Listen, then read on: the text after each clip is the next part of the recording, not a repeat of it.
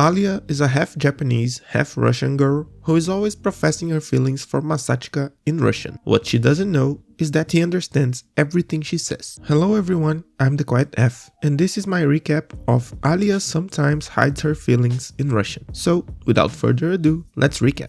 Alia is coming to school, and all the students stare at her and gossip about how pretty she is. Her father is Russian, and she's at the top of the school, and also excellent at sports. On top of that, she's now going to serve as the student council treasurer. A guy approaches her and introduces himself as Ando, a second-year student. He was eager to meet Alia because of what her sister had said about her. He invites her to lunch with him, but she promptly refuses. He insists on at least getting her phone number, but she has absolutely zero interest in him. So she leaves him hanging and gets to school, but not without scolding him for using a necklace, which is against school rules, and everyone is baffled that Alia shot down the most coveted guy in school. She gets to her chair while everyone is looking at her and sees that Masachika is sound asleep. She kicks his chair and he wakes up. He kept watching anime until late at night, and she doesn't understand the point of staying up late and then snoozing through class. On top of that, he spent 2 more hours talking about the anime with a friend, so he went to bed at 3 AM, and Alia calls him insane. But he says if talking about her passions with no regard for the time is insane, then he'll gladly be called that. Alia then says something in Russian and tells Masachika that she said he looked pathetic. Masachika sits next to Alia because he forgot his chemistry book,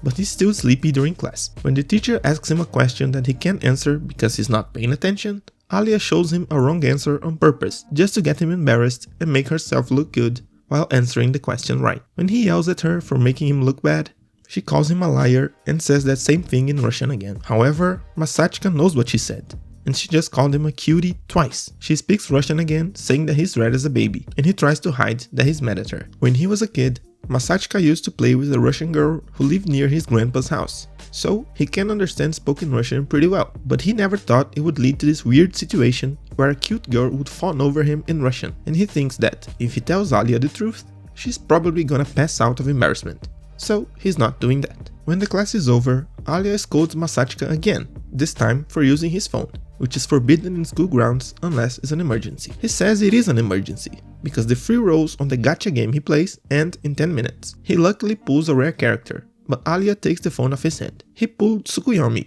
the Japanese goddess of the moon, and Alia wonders why her hair is silver instead of black. But Masachika doesn't care about that because she's cute. She gives him his phone back, saying in Russian that she also has silver hair and calling him a cheater, but she pretends she called him a video game junkie. During lunch, Masachika is eating with his friends, and Takeshi is complaining and wishing he was good with the ladies, but his friends ignore him. Then, the student council shows up, looking for seats. They are Alia, whose real name is Alyssa, her sister Maria, who says she's gonna sit with her classmates, and Yuki. The guys fawn over Alia's sister, but Hikaru says she turns every boy down, saying she already has a boyfriend.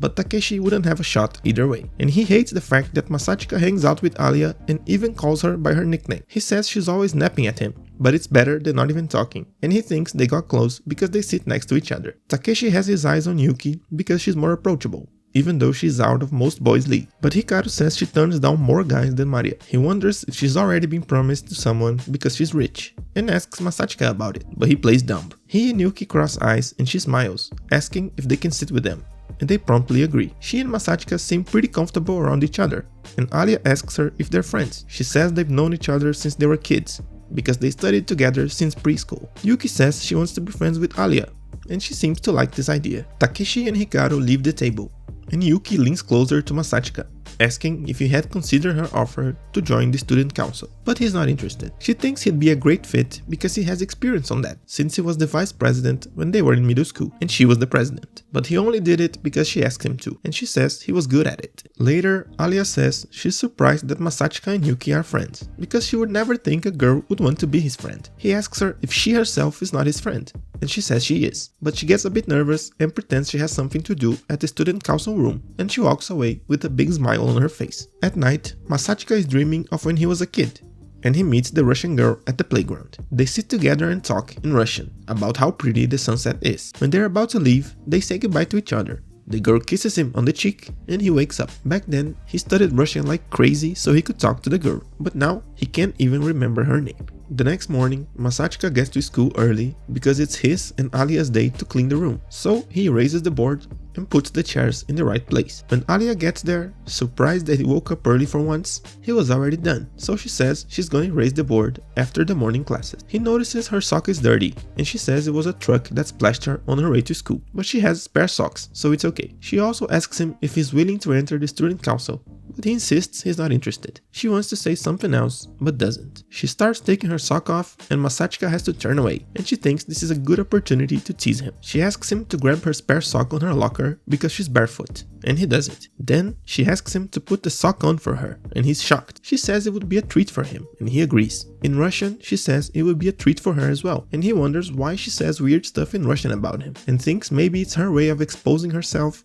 without breaking her perfect girl persona. She says he's a coward and she'll put on the sock herself, but Masachka gets to work. She puts it on while she's embarrassed and squirming, and when he's done, he accidentally touches her inner thigh. She gets startled and kicks him right on his chin, sending him flying and giving him a short glimpse of her underwear. Then she runs away. Later, Masachka texts his sister saying that he might have a thing for legs, and she agrees that legs are great, but he's upset that Alia is still not talking to him and tries to make things right after class. He asks her to forgive him and she says it's fine, apologizing for kicking him. She gets close to see if he's fine, but he gets embarrassed and says that, if anything, he should thank her for giving him a peek into the promised land. She gets really embarrassed about it, and instead of apologizing, Masachka thanks her again. So Alia punches him, cursing in Russian, and runs away. He runs after her, apologizing, but she doesn't stop. They run for 10 minutes until they can't walk anymore, and Masachka can finally apologize to her. She says she is also to blame, and he offers a can of H0t porridge as a peace offering, because he knows she loves it, and she tries to pretend she's not happy about it. In Russian, she asks if he wants a sip.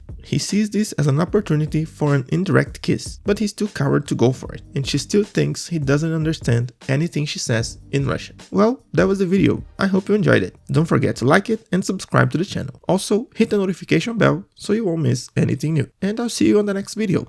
Bye bye.